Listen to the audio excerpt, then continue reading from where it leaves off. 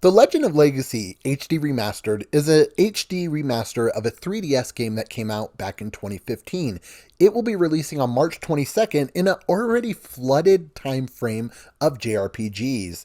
It's coming out for Nintendo Switch, PS4, PS5, and Steam, and it is a JRPG. Now, I'm not certain how much it's going to cost, but hold your horses. I don't know if I would suggest you necessarily buy it. Now, this is a game preview and not a review, and there's a reason for that. I didn't really enjoy this game, like, at all. There's a lot of little things that really annoyed me about this game, and only a few things that I actually enjoyed. So let's dive in and see what this game is about and why I wasn't a big fan. So if you were to ask me what the story is, well, it's a very, very bare bones story, if there even is really a story at all. You start off the game by choosing your hero, and once you choose your hero, they tell you how they're looking for some stone or something along those lines, and that they need to go find the stone. So they team up with two other heroes, who eventually go see the king. The king's like, hey, I need adventurers. Go out and adventure for me. And that's pretty much it. I did this part, and I'll have it on screen, where you put this water globe into this water globe. I don't know. It restores water to a temple, pretty much. You've seen that in other JRPGs. Once you do that, you go report to the king. They're like, oh, we got to go talk to the king about this. In my mind, I was like, oh, wow, we're going to get some more story. I go to the king, and this is after I played about 8 hours of this game. I go to the king, and the king is like, oh, cool. So when you put the water shard in there, it made water restore. Awesome. Keep exploring. And that is it. That is the only story I really got for 8 hours. When you get a JRPG, I think the two biggest parts of a JRPG that is going to set it apart from other JRPGs is the story and the music. Now, yes, gameplay is a huge factor, and gameplay is the only saving grace about this, kind of. And we'll talk more about that momentarily. But for a story to be so basic, so bare bones and boring, I don't even know if really you can even call it a story. It's just something that it really hurts the game and makes it to where I didn't want to play it.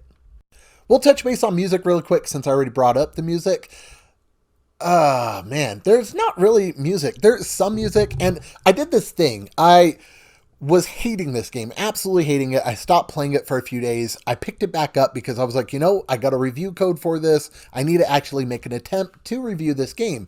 So I picked it back up and I continued to play, and I just still didn't like it. So I told myself, you know what? We're going to just pull up a walkthrough for the 3DS version, drudge through this walkthrough, and finish this game so I can at least review it. I forgot to quick save or save along the way, and I lost about 6 hours of gameplay because I died, and I said, nope, we're not doing this. So that's why this is a preview and not a review. But the annoying thing is with the music is when playing the JRPG, you have some music where some games that have music that is just so great that you remember it. You listen to it on YouTube. Like Persona 5, Neo The World Ends With You are two examples of current JRPGs that just have amazing music. And I find myself still listening to the soundtracks to this day. When you're exploring the map, and we'll discuss the gameplay in a moment, there's no music really at all, or it's so faint or quiet to where you can't really hear it. So yeah, there's some music in boss fights and whatnot when you're at the town and stuff like that, but the music in those portions aren't really that great or memorable, or even where I could tell you what sounds it made. So I think the music was another huge downfall of this game. Now, let's discuss the gameplay.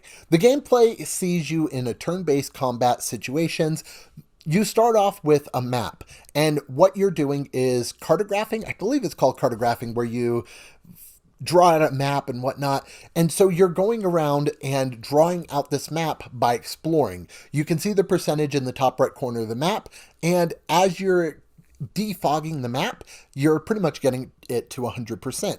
Once you get every area within a map to 100%, you can then go and sell the map back for money. I thought this was a really cool thing, and Early on, I was like, yeah, this is dope. But the more and more that you're having to do it for every single new map that you get, the more tedious it gets, and you just end up not wanting to do it.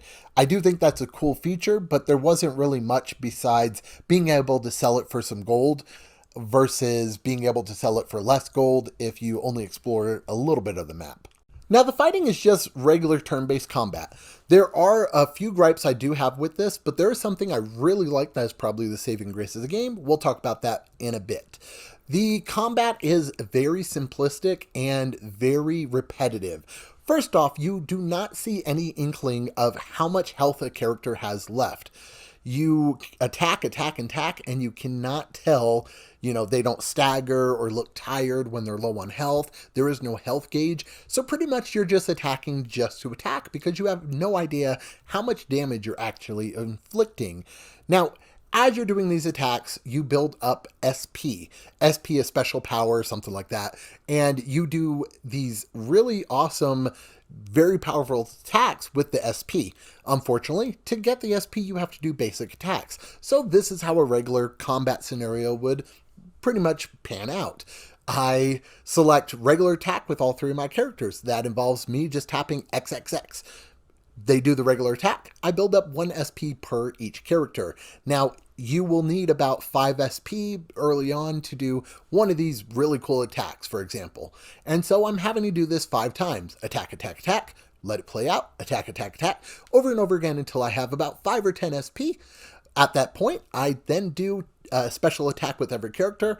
I get another turn, I do a special attack with every character, and then guess what? I have no more SP. The enemy's still alive, so I'm having to redo the same thing over and over again. With me not knowing how much damage is left for this enemy, I'm pretty much just spamming the same buttons over and over again, which really, really sucks. And I think that kind of makes it to where exploring and dredging the unknown just kind of gets repetitive and uninteresting. That leads me to my favorite part of this game. Something that this game does that I think is really, really awesome is the level up system. As you level up, there's some code in the game that makes it to where in each fight, you level up specific attributes of the abilities that you're doing. So let's say I'm doing my regular attack with a sword, which would be cleave. That attack, if I do it 50 times, for example, I get a new ability. So it will say awakening on the screen. Once it says awakening, it actually does a brand new ability. Once I do that ability, I'll see real time in that fight, like, wow, that did a whole lot of damage. And then I now have that ability that I can use in my fight. Also, if I use that ability over and over again, will tell me in increments, like it'll be, if I use it 10 times against an enemy, I can see in real time as it levels up. So during a fight, it will say attack level up. And I can see in that attack that my attack does more damage. I don't have to finish the fight and go, oh, it leveled up, and then go into another fight and be like, okay, I guess it's stronger. I can see in real time that it's actually stronger. So I like that a lot, that your leveling up happens during the fights, and you can see how well it does in that fight. So I think that's just a really, really cool feature and probably my favorite part about this game. All in all, I didn't really care for this game. That's why I'm doing a preview instead of a review. I got a code for it from NIS America, and I, needed to make content for it. Unfortunately, just the game wasn't that fun. And when it comes out in a flooded month, I think if this came out, June, July, when we're not getting flooded with all these games, it might have been better. But the fact that I just came off of Yakuza, Like a Dragon, Infinite Wealth, Final Fantasy VII Rebirth, and then we have the likes of Dragon's Dogma coming out, Unicorn Overlord coming out, or actually out already. There's just a flooded market for RPGs and JRPGs where I feel like a outdated game like this just does not stick like it could have if it came out at a different time. I just did not enjoy my time with this. If there is a demo, I do suggest playing that first. You might enjoy this game, you might not. I will let you know, the first hour or two of me playing this, I really, really was enjoying it. Unfortunately, the more I played, the less I liked it. So if you guys have any questions about the game, let me know down in the comments down below. I'm not going to give it a score because I didn't beat the game. I can't really score something I didn't beat. As always, thank you for watching. This is Chris with Platinum Reviews. Don't forget to hit that subscribe button for more Platinum Reviews goodness, and I guess preview goodness. But thank you so much for watching. Keep getting those trophies, and I'll catch you on the next video.